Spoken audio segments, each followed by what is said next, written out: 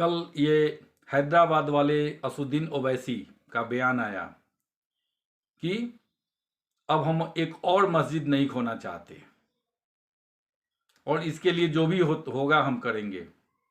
उन्होंने मुस्लिम personal law board और ज्ञानव्यापी मस्जिद इंतजामिया जो वहाँ की है उनसे भी कहा कि आप इस मुकदमे को सुप्रीम कोर्ट में ले जाइए और वर्शिप एक्ट का हवाला दे करके इस मुकदमे को इसको जैसे भी इस सर्वे को रोकना होगा।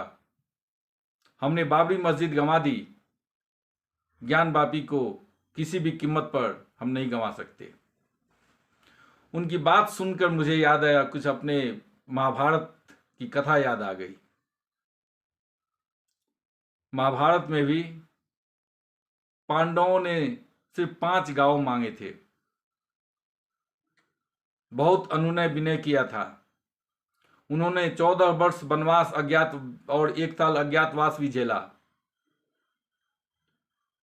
जब वापस आए तो धृतराष्ट्र बैठे हुए थे। बड़ी सभा में उन्होंने कहा कि अब हम सब जो भी हमें सजा दिया गया सब काट चुके हैं, अब तो राज्य वापस कर दो हमारा। लेकिन उस समय धृतराष्ट्र और उनके दरबारी ये मानने को तैयार नहीं थे। लास्ट में पांडवों ने झुकते हुए कहा था कि हमें सिर्फ 5 गांव दे दो, लेकिन दुर्योधन ने कहा था कि 5 गांव तो क्या, सुई की नोक बराबर जमीन भी हम नहीं देंगे। उसने कृष्ण का भी अपमान किया। जब ज्यादा हुआ तब कृष्ण ने अपना विराट रूप दिखाया था। कृष्ण ने कहा था जहां भी अन्याय होगा, जिसके साथ भी अत्याचार होगा, हम उसका साथ देंगे। वहीं कुछ घटना कुछ मंदिर और मस्जिदों के इस झगड़े में मुझे याद आ रही है। ओवैसी कहते हैं कि अब हम कोई मस्जिद नहीं गंवा सकते।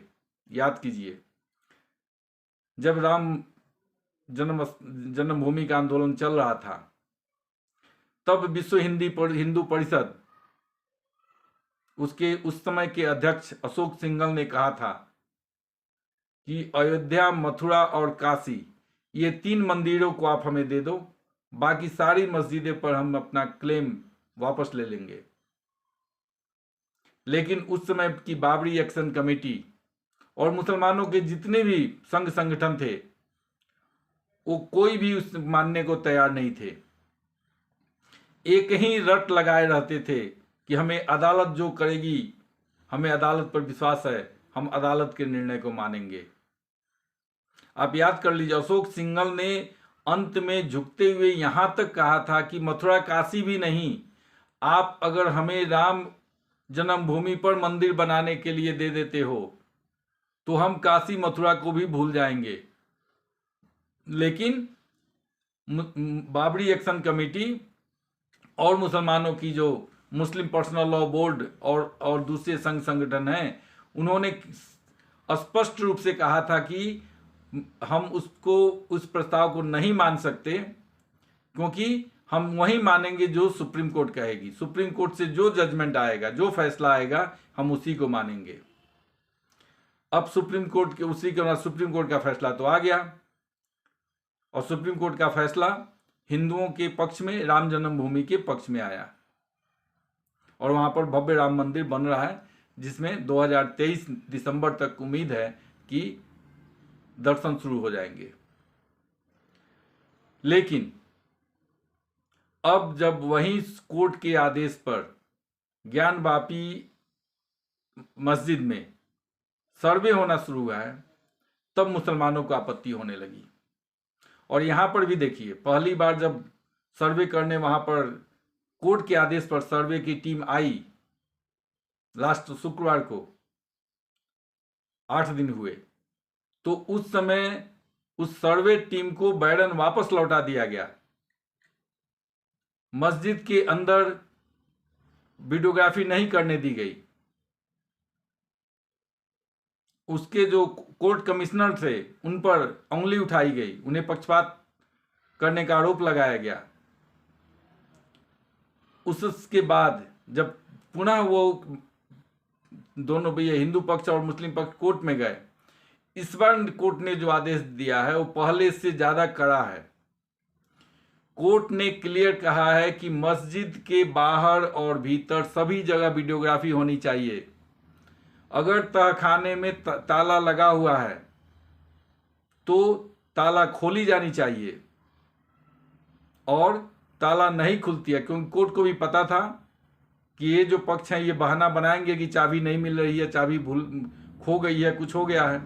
तो कोर्ट ने क्लियर आदेश दिया, उसमें कोई दुविधा नहीं है, क्लियर कहा है कि अगर ताला खुलता है तो खोल के वीडियोग्राफी की जाए, अगर ताला नहीं खुलता है तो ताला तोड़ दिया जाए। इतना ही नहीं, कोर्ट की सख्त टिप्पणी, जज की सख्त टिप्पणी करते हुए जज ने अपने आदेश में लिखा है कि इस घटना के बाद मेरा परिवार मेरी सुरक्षा को लेकर भी चिंतित है। मेरी मां बार बार हमसे कहती है कि तुम इस ढंग का डिसीजन ले रहे हो, तो सोच के लोग अपनी सुरक्षा, अपना ख्याल रखना। अब सोचिए, एक लोकतांत्रिक देश में जहां पर मुसलमानों ने बार बार ये कहा है कि हम कोर्ट का आदेश का पालन करेंगे, उसी कोर्ट का आदेश होता है तो मस्जिद के अंदर वीडियोग्राफी करने नहीं देते हैं। सोचने वाली बात है। जज कहता है कि हमारी सुरक्षा, मतलब उन्हें अपनी जान की सुरक्षा का डर लगता है। आखिर ये मुस्लिम आतंकवादियों को पर नकेल कौन कसेगा। हमें खुशी लगी कि आज से सर्वे होने वाला था और मुख्यमंत्री आदित्यनाथ स्वयं आज बनारस में थे। ओवैसी के कथन का जवाब आदित्यनाथ ने बिना कुछ कहते हुए दिया। एक सेंटेंस में उनका कहना था, सर्वे संतु निरामया, यानी हम सबके कल्याण की बात करते हैं, सबके निरोग होने की बात करते हैं, सबको हम निरोग बनाना चाहते हैं। मतलब समझ लो, सही से रहोगे तो निरोग रहोगे, बदमाशी करोगे, दिखता है, प्रमाण दिखता है। जब मांगा गया था, एक राम मंदिर नहीं दिए, पांडवों की 5 गांव की तरह 5 गांव देने पर तैयार नहीं हुए, तो अब तो झेलना होगा। अब ज्ञान वापी भी लौटानी होगी और मथुरा का कृष्ण मंदिर भी लौटाना होगा। ये इतना ही पर नहीं रुकेगा, आज या कल, थोड़ा टाइम लग सकता है, लेकिन भोज, उज्जैन और ये जो हुबली का है, वहां पर भी ये समस्या आएगी और उसको भी खुलवाया जाएगा। जो लोग बेलगाम गए हुए हैं उन्हें पता है कि बेलगाम में मस्जिद तक पहुंचने के रास्ते जो है वो दुर्गा मंदिर होके जाता है। मतलब क्या है, आगे पहले दुर्गा मंदिर जहां पर था उसको तोड़ा गया, वहां पर मस्जिद बनाई गई और हिंदुओं ने बाध्य होकर उसके बगल में अपनी माता का ये जो मूर्ति है उसको लगा कर वहां पर पूजा पाठ शुरू किया है। ऐसा क्यों है कि जहां जहां मंदिरें हैं वहीं पर मुसलमानों ने मस्जिद बनाई? ये सोचना होगा। ये सारे कभी न कभी मंदिर थे, उसे तोड़कर मुसलमानों ने मस्जिद बनाई और अब शायद उन्हें महंगा पड़ने वाला है। अगर हिंदुओं ने अपने वोट की ताकत दिखाती रही, छोटे मोटे झगड़ों को सामने, उसको बीच में नहीं लाए, क्योंकि याद रखना, मुगल शासक बाबर को बुलाने वाला भी कोई मुसलमान नहीं था, एक हिंदू ही था। अभी मैं उसका नाम लूंगा तो बहुत सारे लोग ऐसे होंगे जो चिढ़ सकते हैं। राणा संगा ने ही बुलाया था, जिसे बहुत सारे राजपूत अपना आदर्श भी मानते हैं, लेकिन रियलिटी क्या है, राणा संगा ने ही बाबर को निमंत्रण दिया था, वो इसलिए ताकि इब्राहिम लोदी को हराया जा सके। तो एक को हराने के लिए किसी बाहरी को सहायता करोगे तो अंत में लास्ट में क्या हुआ, बाबर ने राणा संगा को भी मारा, उसको भी हराया।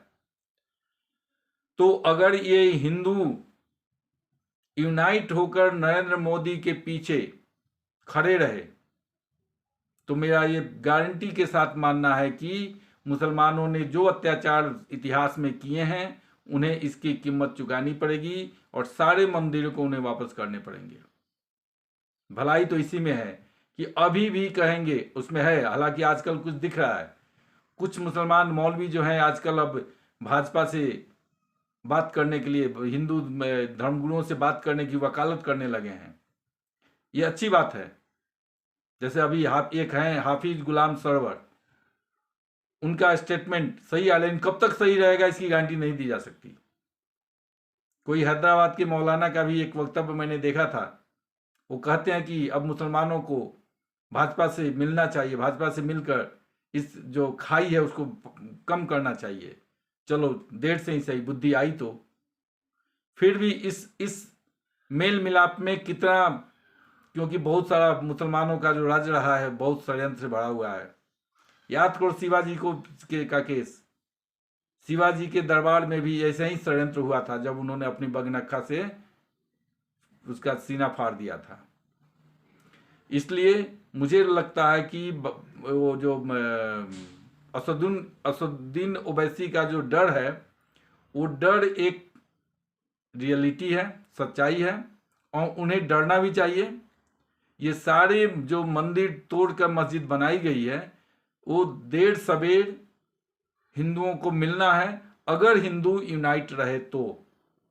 अगर हिंदू यूनाइट रहे, ये कांग्रेसियों के बहकावे में नहीं आए, समाजवादियों राष्ट्रीय जनता दल के बहकावे में नहीं आए, तो मेरा गारंटी के साथ ये विश्वास है कि आज न कल 10 साल 20 साल लगे, लेकिन ये सारे मस्जिदों पर जब खुदाई होगी तो मंदिर बनेगा, मंदिर के अवशेष मिलेंगे, और यहीं अदालत से बिना मार काट किए अदालत की सहायता से ही हिंदुओं को इन सारे मस्जिदों पर कब्जा मिल जाएगा।